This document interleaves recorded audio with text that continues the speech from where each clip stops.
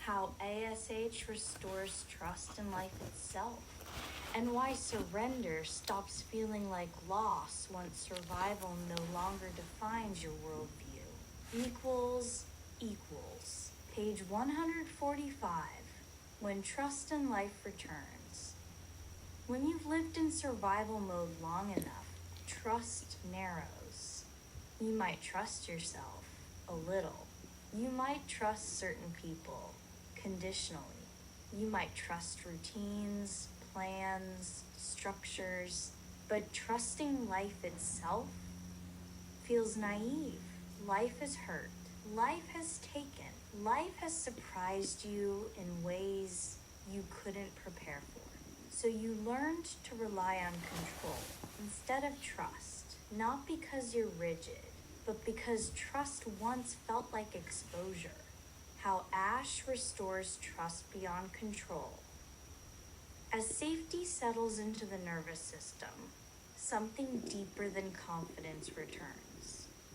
A quiet willingness to meet life as it is, not with blind optimism, not with denial, but with openness, grounded in capacity. You begin to sense, I can handle what comes. I don't need to predict everything.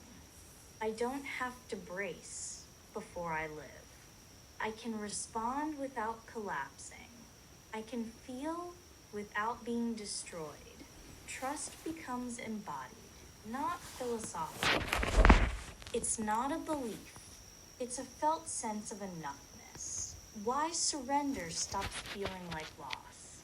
In survival mode, surrender feels like giving up, like losing agency, like inviting harm, like being overtaken. But when your system feels safe, surrender reveals itself differently, not as passivity, but as cooperation with reality. You stop gripping life and start moving with it. You listen more. You resist less. You adjust faster. You recover more easily. This isn't weakness. It's adaptability. And adaptability is one of the deepest forms of strength. Living without bracing. Trusting life doesn't mean nothing painful will happen.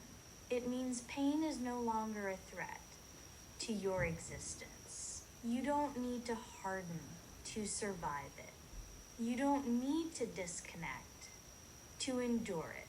You can stay human, even when things are uncertain. And in that humanity, life becomes something you participate in, not something you defend against.